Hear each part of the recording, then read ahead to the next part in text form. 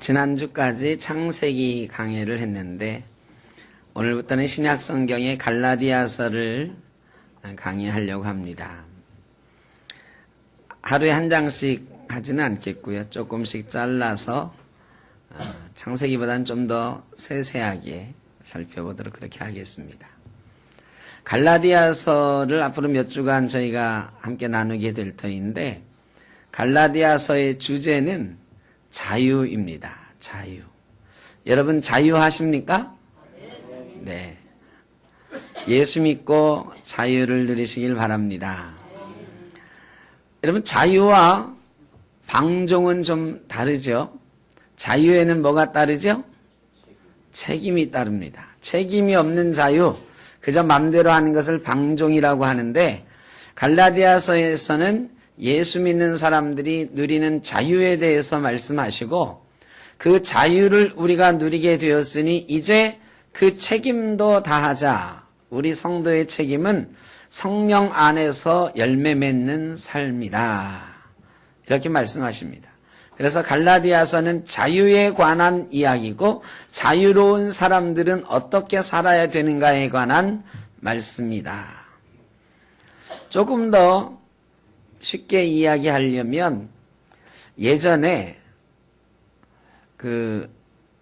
어떤 내용인지 모르고 그저 대학교 때 열심히 불렀던 노래가 있는데 아마 60년대부터 학교 다녔던 분들은 더 많이 들으셨을 거예요.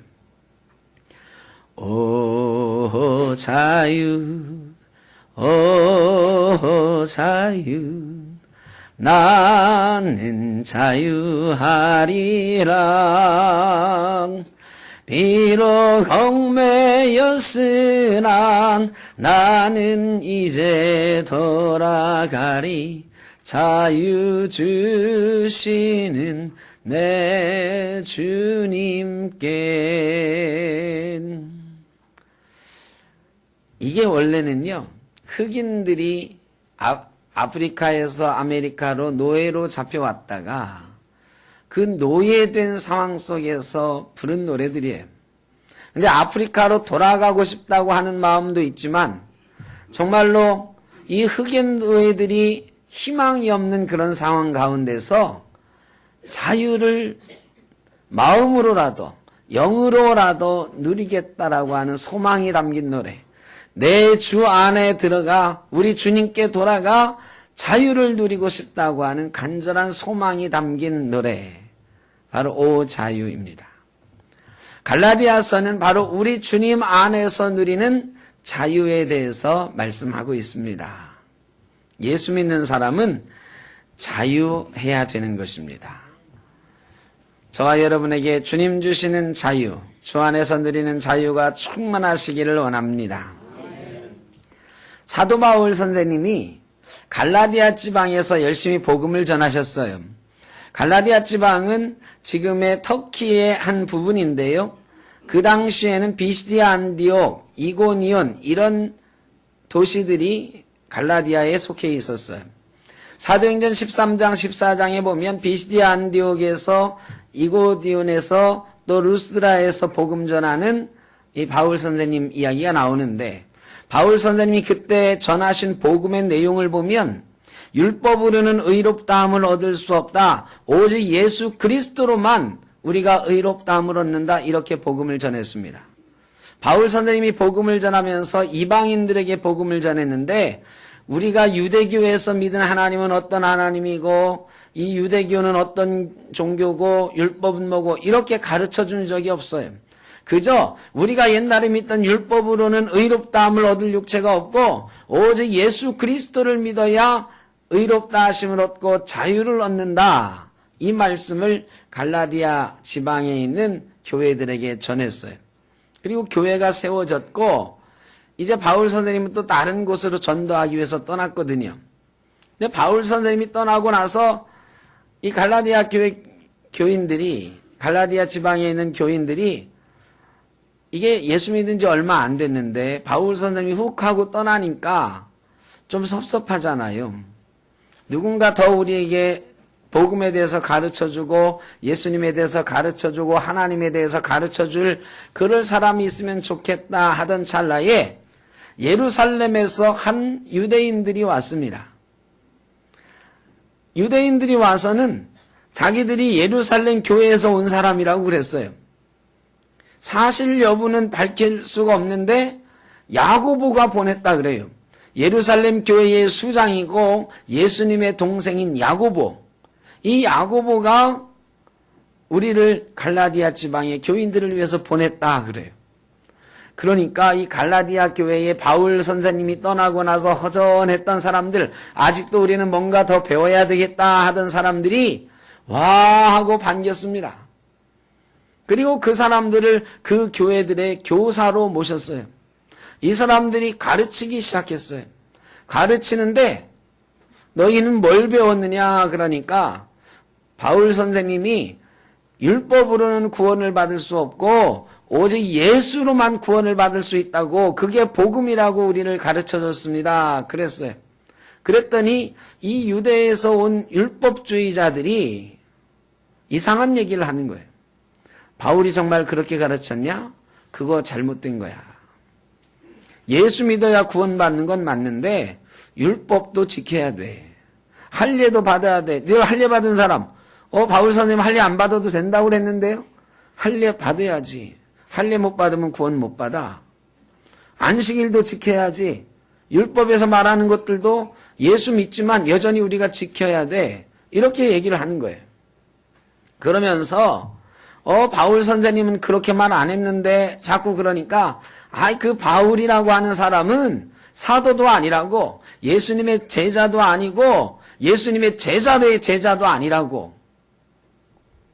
우리 바나바 선생님이, 바나바는 그 당시에 유명한 평신도 지도자였거든요. 우리 바나바 선생님이 선교사 파송할 때 데리고 가고 싶다고 그래가지고 보조 역할로 따라가라고 허락해 준 사람이 바울인데, 이놈이 지가 뭘 안다고 맘대로 이렇게 가르치고 막 이상한 얘기를 하고 갔다고 바울을 막 깎아내리는 거예요. 갈라디아 교회 사람들이 혼돈에 빠졌습니다. 바울은 복음, 오직 예수 그리스도로만 구원받는다고 그랬는데 율법도 지켜야 된다고 하고 할례도 받아야 된다고 하니까 또 바울 사도는 이게 사도도 아니다 그래버리니까 혼란에 빠졌어요. 그래가지고 바울 선생님한테 사람을 보내가지고 이러이러한 일이 있는데 어떤 게 맞는 겁니까? 물어보니까 바울 선생님이 편지를 보낸 거죠. 갈라디아서를 써서 아니다, 내 말이 맞다 하는 편지를 쓰신 거예요. 그런데 여러분, 그게 바울 선생님은 실제로 그 당시에 교회적으로 별로 인정받지 못하는 사람이었어요. 바울 선생님이 정식으로 선교사로 파송된 사람도 아니에요. 정식 선교사 파송받은 사람은 누구냐? 바나바였어요.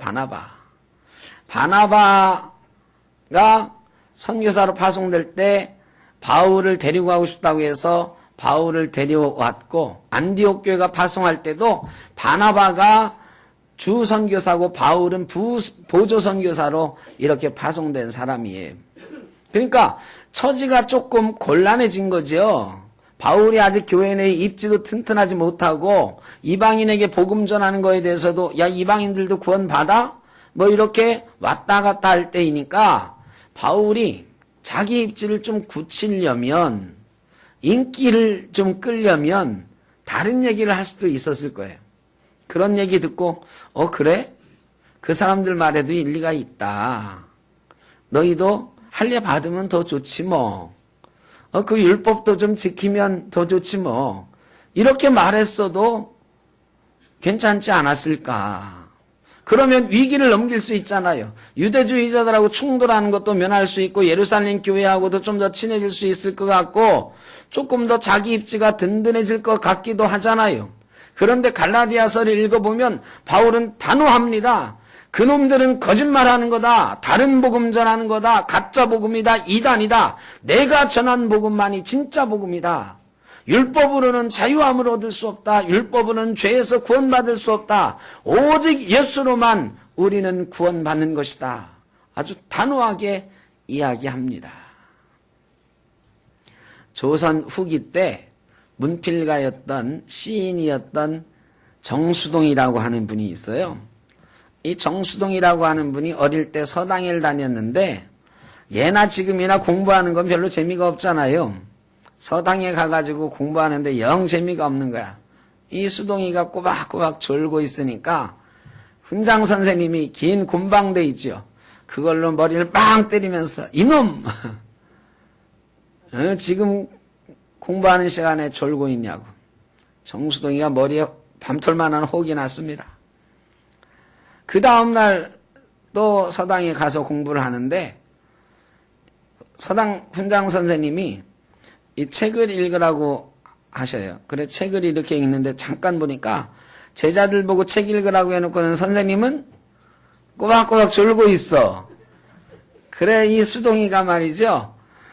책상을 딱 치면서 선생님 왜 졸고 계십니까? 차마 이 때릴 수는 없고 왜 졸고 계십니까? 그러니까 훈장 선생님이 눈을 번쩍 뜨더니 야 이놈아 내가 좋은 게 아니고 너희 가르치다가 뭐 궁금한 게 있어서 공자 선생님 좀 잠깐 만나고 왔느니라. 이 어린 수동이가 봐도 이 선생님이 이 위기를 모면하려고 거짓말하는 게 눈에 뻔히 보이거든요. 근데 어떻게 선생님한테 따질 수는 없고 공자 선생님 만나고 왔다는데 증거도 없고 그래서 수동이가 예 알겠습니다 하고서 그 다음날 또 서당에 가서 공부 시간에 꼬박꼬박 조는 척을 했어요. 훈장 선생님이 또 이놈! 그러니까 수동이가 번쩍 눈을 뜨면서 훈장님 저도 잔 게 아닙니다. 좋은 게 아닙니다.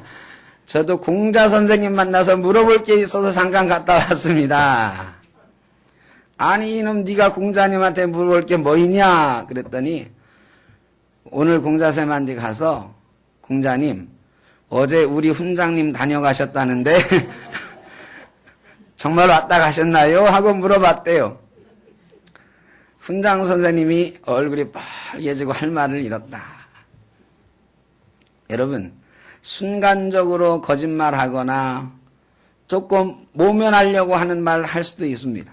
그 순간에는 면피가 되는 것 같으나 금방 탄로가 나고 금방 망신당하고 손해보게 됩니다.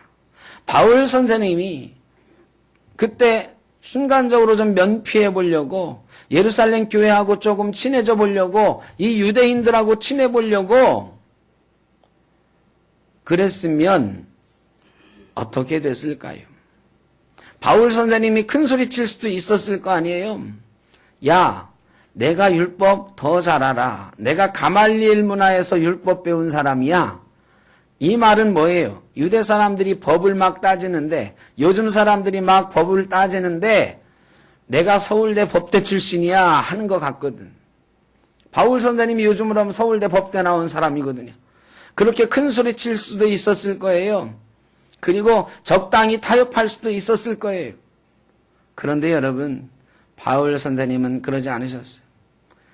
복음에 대해서 분명하게 단호하게 말씀했습니다. 예수로만 구원받는 것이다. 율법으로는 절대로 구원받을 육체가 없다. 그 율법은 옛날 것이고 이제 새로운 언약을 우리에게 주셨는데 오직 예수로만 예수 믿으면 구원받는 것이다 말씀한 것입니다. 그러지 않았다면 어떻게 됐을까? 바울 선생님이 쓴 책이 13개의 성경책이 있는데 지금 신약성경에 들어가 있잖아요. 그런데 바울이 그렇게 한마디라도 했으면 그래 율법으로 구원받을 수도 있지. 그래 예수 믿으면 구원받는데 율법을 지키면 더 좋지. 할례 받으면 더 좋지. 이런 말 한마디라도 했으면요. 그때는 위기를 넘겼을지 모르나. 자기가 그 교회에서는 좀 입지가 튼튼해졌을지 모르나 성경책에 바울이라고 하는 이름은 절대로 남아있지 못할 것입니다. 갈라디아서도 절대로 우리의 손에 들려져서 읽히는 일이 없었을 것입니다. 복음에 대해서 단호했기 때문에 바울의 서신들이 이 책에 성경책에 남게 된 것입니다. 오늘 1장 1절에 보면 사도 바울이 이렇게 말을 합니다. 사람들에게서 난 것도 아니요 사람으로 말미암은 것도 아니요 오직 예수 그리스도와 그를 죽은 자 가운데서 살리신 하나님 아버지로 말미암아 사도된 바울은, 여러분 누가 물어봤냐고요? 누가 물어봤어요? 물어보지 않았는데 사도 바울은 누군가 자기에게 막 추궁하는 것에 대해서 답을 하고 있어요. 네가 사도냐? 바울이 사도냐? 이런 이야기가 막 들리거든요. 바울이 거기서 여러 가지로 또 대답할 수 있었을 거예요. 내가 말이야 다메섹으로 가던 도중에, 예수 믿는 사람들 잡으러 가던 도중에 예수님을 만났다고. 그래 내가 눈먼 사람이 되었는데, 아나니아, 제자잖아요. 제자인 아나니아를 만나서 내가 안수받고 눈의 비늘이 떨어지게 되었다고. 그리고 나서 예루살렘 교회로 왔는데 아무도 나를 받아주지 않아가지고 내가 그냥 예루살렘 교회는 나를 여전히 핍박자로 알고 나를 안 받아주니 할 수 없지 하고 있는데, 바나바 선생님이 오셔가지고 나를 붙잡아 주셨다고. 내 얘기를 들어주시고 내 말을 믿고 나를 교회에 인도했다고. 예루살렘 교회에 다른 사도들하고 만나게 해줬다고. 내가 바나바를 통해서 사도된 사람이야. 바나바가 예루살렘 교회에 소개해줘서 내가 사도가 된 사람이 할 수도 있었을 거예요. 그게 훨씬 이해하기가 쉬웠지. 바나바는 그 당시 교회에서 인정받는 평신도 지도자였으니까 바나바가 나 소개해서 사도됐다고, 내가 지금 바나바 선생님하고 같이 선교여행했다고, 내가 갈라디아 교회를 세운 것도 바나바 선생님과 함께 한 거라고, 내가 전한 복음이 바로 바나바 선생님이 함께 얘기한 거라고, 이렇게 얘기할 수도 있었을 거예요. 그렇게 얘기했으면 훨씬 쉽지 않았겠습니까? 그런데 바울은 아나니아도 팔지 않았어요. 바나바도 팔지 않았어요. 내가 사도된 것은 하나님의 뜻으로 말미암아 오직 예수 그리스도를 죽은 자 가운데 살리신 하나님 아버지로 말미암아 사도된 것이다. 여러분, 때때로 우리가 말이죠, 사람을 중심으로 신앙생활 할 때가 있어요. 내가 샘터교회 나오는 건 누구 때문이야?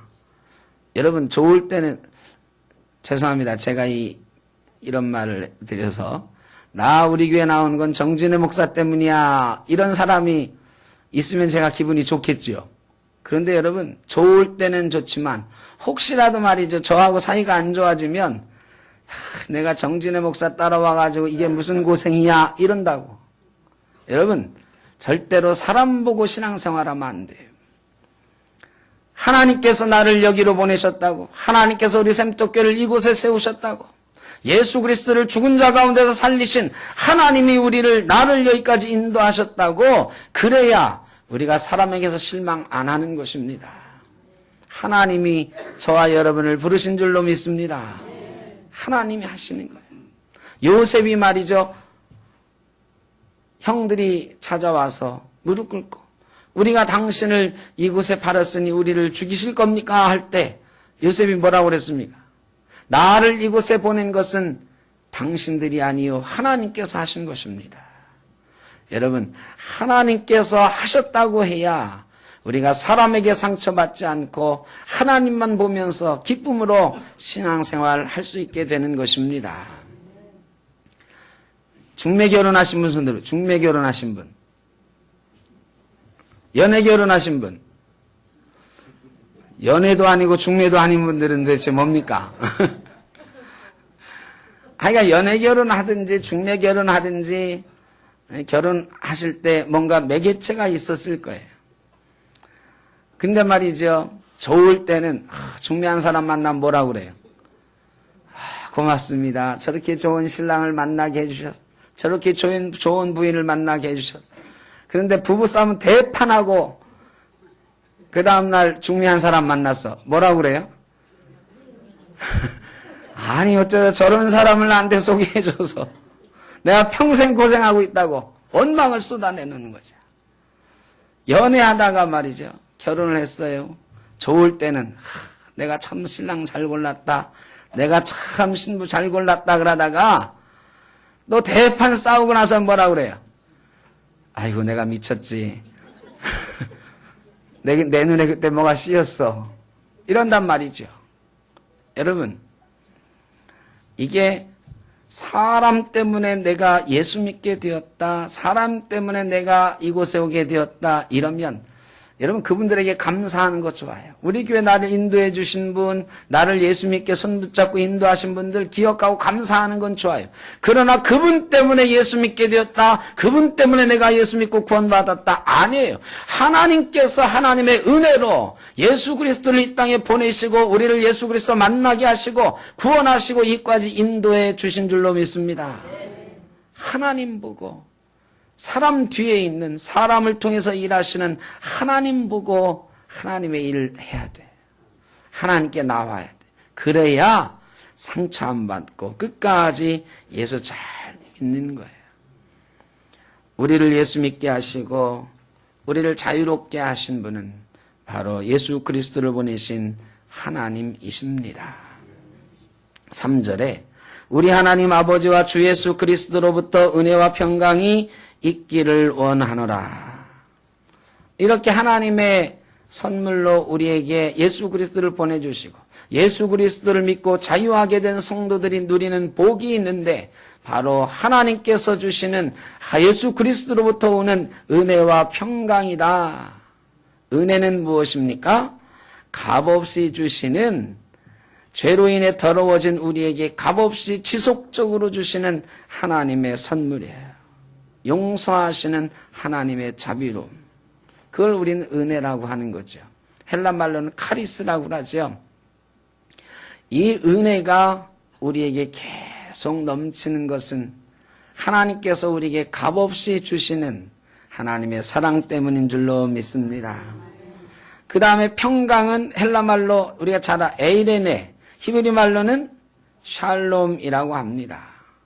예수 믿으면 평강의 복이 있는 거예요. 이 평강의 복은 뭐냐? 사람과 사람 사이에 누리는 평화, 이런 것과는 좀 다른 거예요. 죄로 인해서 하나님하고 우리 관계가 불편했어요. 죄 지은 사람이 하나님 보려고 하니까 영 괴롭잖아요. 근데 하나님께서 우리 주 예수 그리스도를 이 땅에 보내셔서 이 죄로부터 자유롭게 해주시니까 우리가 하나님 앞에 나아가는 게 자유로워졌어요. 편안해졌어요. 그래서 하나님과 우리 관계가 평화로워졌어요. 하나님과 우리 관계가 평화로워짐으로 우리가 누리게 되는 것, 그게 바로 주님 주시는 평강인 줄로 믿습니다.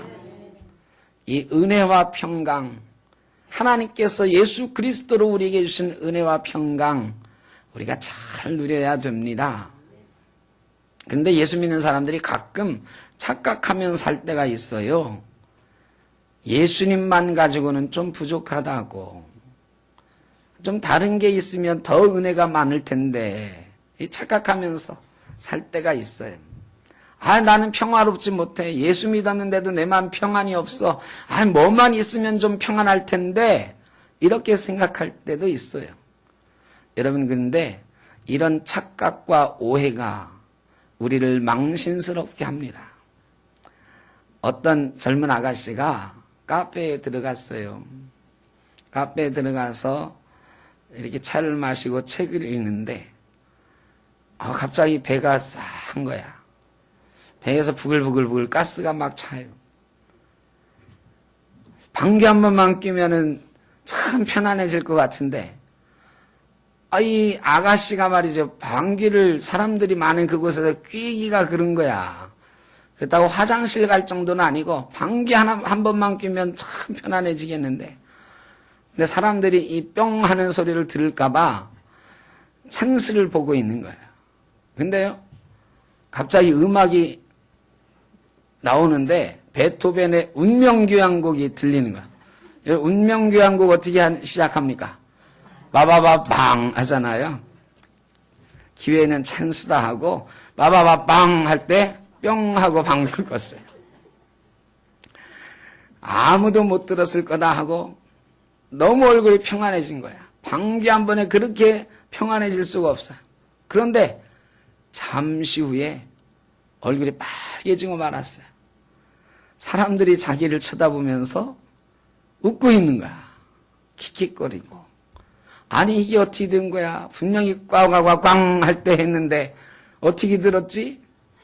근데요, 앞불싸 자기가 이어폰을 끼고 음악을 듣고 있었다는 걸 까먹은 거야. 이 꽝꽝꽝꽝 하는 걸 자기만 이어폰으로 듣고 나머지는 아무도 안 들리는 그건데 말이죠. 그거에 맞춰서 방귀를 뻥 하고 꼈으니까 사람들이 다 들은 거죠. 여러분, 이게 착각, 가끔 그럴 때 있잖아요. 저도 안경 썼는데 가끔 안경 쓴 거 잊어버리고 세수할 때 있거든, 그냥. 이게 말이죠. 이런 착각에 빠져요. 어떤 착각이냐? 예수님만으로는 조금 부족한데 뭐가 또 다른 은혜가 없을까? 하나님 주신 평강, 내가 염려와 근심이 너무 많아서 요것만 해결되면 내 마음이 좀 평화로울 것 같은데, 그래, 우리 예수 믿는 사람들이 다른 것으로 나를 좀 채우길 바라고, 우리가 채워지기를 바라고, 그게 채워지면 참 은혜와 평강을 내가 누리게 될 것처럼 생각을 한단 말이죠. 근데 사도 바울은 분명히 말씀하신 거에 우리 하나님 아버지와 주 예수 그리스도로부터 은혜와 평강이 온다라고. 여러분, 율법으로 구원받지 못하고 오직 예수 그리스도로만 구원받고 자유함을 얻습니다. 그 예수 그리스도만 우리에게 은혜와 평강이 되는 줄로 믿습니다. 다른 것으로 우리가 평화를 누리는 게 아니, 예수 그리스도로만 평화를 누리게 되는 것입니다. 그런데 우리가 다른 것 원하다가 망신살 뻗치잖아요. 방귀 낀 아가씨가 민망해 하는 건 그냥 한번 지나가면 괜찮은데, 세상 앞에서 우리가 방귀 낀 사람들처럼, 방귀 낀 교회처럼 민망한 얼굴로 부끄러워할 때가 많이 있잖아요. 왜 그래요? 예수 그리스도, 우리 주 하나님 아버지로만 만족하지 못하고 다른 것으로 은혜를 사모하고 부자가 되기를 원하고 다른 것으로 채워져야만 내가 평화를 누린다고 착각하면서 그것들 위해서 달려가니까 세상 사람들이, 예수 믿는 사람들도 우리랑 다를 게 없네, 교회도 우리랑 다를 게 없네, 그러면서 우리를 보고 웃는 거예요. 웃기만 하면 다행이게 욕하고 손가락질하잖아. 너 아직도 교회 다니냐고 그렇게 말하잖아. 청년들이 막 친구들하고 놀다가 나 가야 되는데, 어디 가는데? 나 교회 가야 돼. 그러면 친구들이 막 비웃는다잖아. 아니, 너 아직도 교회 다니냐고. 그런다잖아요. 왜 그러냐? 하나님 아버지로부터, 우리 주 예수 그리스도로부터 오는 은혜와 평강으로 우리가 살지를 못하기 때문에, 우리가 자유를 누리지 못하기 때문에 그런 것입니다. 복음은 예수를 알 때 이해되어지는데, 4절에 그리스도께서 하나님 곧 우리 아버지의 뜻을 따라 이 악한 세대에서 우리를 건지시려고 우리 죄를 대속하기 위하여 자기 몸을 주셨으니, 예수 그리스도로부터 오는 은혜와 평강은 무엇이냐? 구체적으로는 이 악한 세대에서 우리를 건지시려고 우리를 위하여 자기 몸을 주신 분이다. 이렇게 성경은 말씀하고 있습니다. 이 악한 세대로부터 우리를 건지시려고 자기 몸을 주신 예수님. 이 히브리 사람들은요, 세대를 구별하는데 이 세대와 올 세대로 구별을 했어요. 이 세대는 하올람 하제라고 그래가지고요, 이 세대, 그리고 올 세대는 하올람 핫바 그랬어요. 그래서 시대는 두 개로 나눠. 이 시대는 뭐예요? 하올람 하제. 올 세대, 앞으로 올 세대는 하올람 핫바. 이 기준이 되는 건 뭘까요? 이 기준이 되는 거는 메시아예요. 메시아가 오기 이전의 세대, 메시아가 오고 나서의 세대로 이 이스라엘 사람들이 구별을 했어요. 시대를. 여러분, 우리도 지금 그렇게 구별하고 있죠. 예수님 오기 전을 뭐라 그래요? BC. 예수님 오고 나서 AD. 예수님 오시기 전과 후로 이 시대를 구별하고 있거든요. 이게 우리 기독교에서 먼저 온 게 아니고 이스라엘 사람들이 메시아 전과 후로 구별을 했어요. 근데 예수님이 오셨는데도 불구하고 이 유대의 율법주의에 빠져 있는 사람들은 아직도 메시아가 오지 않은 것처럼 살아가고 있어요. 그래서 사도 바울은 그 세대를 뭐라고 그랬냐면 이 악한 세대라고 그랬어요. 메시아를 모르는 세대, 죄로 인해서 죽을 수밖에 없는 세대, 그것을 이 악한 세대라고 그랬어요. 이 악한 세대로부터 우리를 건져주시려고 예수 그리스도께서 십자가 지시고 몸을 버리셨다라고 사도 바울은 말씀. 이게 복음이라는 거죠. 여러분, 우리는 이 복음을 믿는, 예수 믿는 사람들이에요. 우리가 예수 믿는다는 건 뭐냐? 이 악한 세대, 예수님 오기 전 세대의 허물과 죄악들을 다 벗어버리고 예수 그리스도가 이제 오셨으니 예수 믿음으로 이것들에서 건져지는, 벗어나는 자유를 누리는 시대라는 거죠. 저와 여러분은 예수 그리스도로 말미암아 자유를 누리는 시대인 줄로 믿습니다. 그런데 못 누린단 말이야. 왜 못 누려요? 여전히 예수님 오시기 전 세대처럼 율법이 필요해요. 다른 게 필요해요. 예수님은 십자가에서 단번에 죽으심으로 완전한 구원을 이루셨는데 그 완전한 구원이 저와 여러분에게 주어졌는데 완전한 자유가 우리에게 주어졌는데 우리는 그것이 불완전한 것인 것처럼 다시 율법이 필요하다고 할례가 필요하다고 말하는 그 사람들처럼 다른 것이 필요하다고 말하면서 살아요. 여러분은 뭐가 필요하십니까? 여러분이 자유롭지 못한 굴레를 가지고 있다면 어떤 굴레를 가지고 계십니까? 병들어 있어서 그 굴레 때문에 자유롭지 못하십니까? 물질의 어려움 때문에 자유롭지 못하십니까? 삶의 여러 가지 문제들 많이 있지요. 그런데 그것이 우리를 자유롭지 못하게 하고 하나님의 은혜를 발견하지 못하게 하는 것 아닙니까? 평화를 누리지 못하게 하는 것 아닙니까? 여러분, 오직 예수로만 참 자유를 누리고 오직 예수로만 참 은혜를 누리고 예수로만 참 평화를 누리는 저와 여러분 되시길 주의 이름으로 축원합니다. 예수님이 우리에게 주시는 구원과 자유는 완벽한 거예요.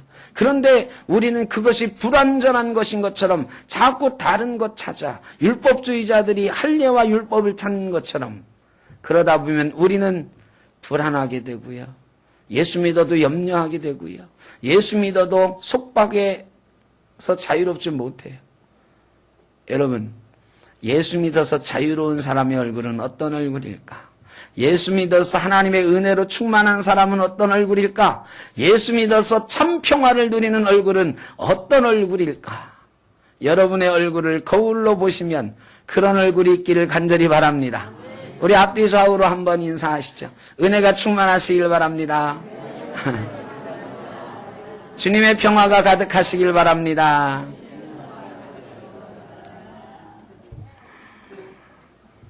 사도 바울이 갈라디아서 처음에서 얘기하는 건 인사인데요. 바로 그런 성도가 되기를 바라면서 그런 성도인 갈라디아 교회 교인들에게 내가 인사한다 하는 거예요. 우리 샘톡교회 우리 성도님들에게도 우리가 서로 인사할 때 주님의 평화가, 주님의 은혜가, 주님의 주시는 자유가 그 얼굴에 느껴져서 은혜가 가득하십니다. 평화가 가득하십니다. 주님의 평화가 당신과 함께 있으니 좋습니다. 이렇게 인사할 수 있기를 바랍니다. 이게 예수 믿는 은혜라. 그런데 우리가 여전히 걱정과 근심의 얼굴로 살아갈 때가 많은 이유는 예수님께서 주신 참 자유, 참 은혜, 참 평강의 의미를 아직도 우리가 깨닫지 못하고 이해하지 못하고 누리지 못하기 때문이다. 그 은혜와 평강, 그 자유를 누리려면 마지막 절에 답이 있어요. 영광이 그에게 세세토록 있을지어다. 아멘. 이것은 단순히 주님께 영광 올려드립니다 하는 인사말이 아니에요. 여기에는 사도 바울의 예수 그리스도에 대한 헌신과 충성이 담겨 있어. 그래서 나는 우리에게 참 자유 주시는 예수님께 영광 돌린다. 그래서 나는 예수님께 충성한다. 내게 참 은혜 참 평화가 되시는 우리 주 예수님께 영원히 나는 노래하는 존재로 살아간다. 당신들도 그렇게 살아갈 수 있기를 간절히 바란다. 이런 인사하는 거예요. 여러분, 주님께 영광. 비가 와도 하나님께 영광. 내 삶에 비가 와도 눈이 와도 우리 주 예수 그리스도께 영광. 내 죄 속해 주신 주님 감사합니다. 십자가 지신 주님 감사합니다. 부활의 주님 주님께 영광 올려드립니다. 영원한 승리를 주시는 주님 영광 올려드립니다. 천국으로 우리를 인도하시는 주님 주님께 영원히 영광 올려드립니다. 우리의 입에 주님께 영광, 주님께 감사 이게 붙어 있으면 여러분 사탄이 염려로 우리를 잡아먹을 틈이 없습니다. 우리 얼굴에 감사와 영광의 빛이, 은혜와 평강의 빛이, 참 자유의 기쁨이 우리 얼굴에, 우리 삶에 날마다 넘치게 될 줄로 믿습니다. 저와 여러분의 삶이 그렇게 주님의 영광을 찬송하며 감사하며 빛나는 삶이 되시기를 주의 이름으로 축원합니다. 기도하겠습니다. 사랑의 아버지 하나님 감사합니다. 죄로 인해 종노릇하고 죽을 수밖에 없는 저희를 위하여 예수 그리스도를 보내주시고 십자가 지게 하심으로 우리에게 참 자유 주셨으니 감사합니다. 다시는 죄의 종노릇하지 않고 삶의 종노릇하지 않고 염려와 근심의 종노릇하지 않고 참 자유, 참 평화, 참 은혜, 참 영광을 누리는 귀하고 복된